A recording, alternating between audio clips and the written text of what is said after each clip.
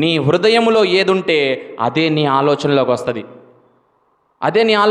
చాలామంది ఏం చేస్తూ ఉంటారంటే, యవనస్తులు చాలామంది చెప్తా ఉంటారు, పలానా అమ్మాయిని నేను పెళ్లి చేసుకోవాలి, ప్రార్థన చేయండి.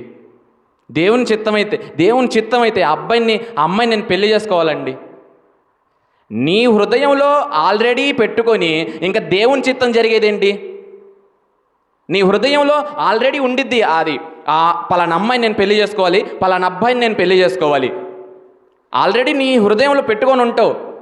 అదే హృదయము మోసకరమైనది. దేవుని చిత్తం ఎక్కడ జరిగిద్ది? నువ్వు ఎప్పుడైతే నీ హృదయంలో అది తీసివేసి, నా హృదయాన్ని నీ ముందు పెడుతున్నానయ్యా, నా జీవితాన్ని నీ ముందు పెడుతున్నాను ప్రభువా, నీ చిత్తమేంటో నాకు తెలుపవా. ఎప్పుడైతే మనం దేవుని ముందు పెడతామో ఎక్కడ మనము పడిపోమండి.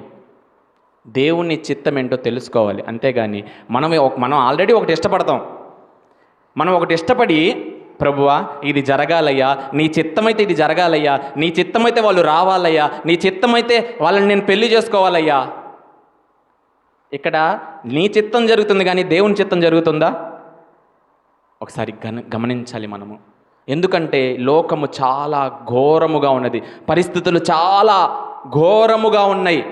యవనస్తులు చాలా జాగ్రత్తగా ఉండాలి. మిమ్మల్ని నమ్మి తల్లిదండ్రులు చాలా దూర ప్రాంతాలకు పంపిస్తూ ఉంటారు. మీ మీద నమ్మకం ఉంచి ఎంతో కష్టపడి చదివిస్తా, మంచి ఉద్యోగాల్లో నిలబడాలని ప్రతి ఒక్క యవన బిడ్డ మీద వారు ఎన్నో ఆశలు పెట్టుకొని ఉంటారు.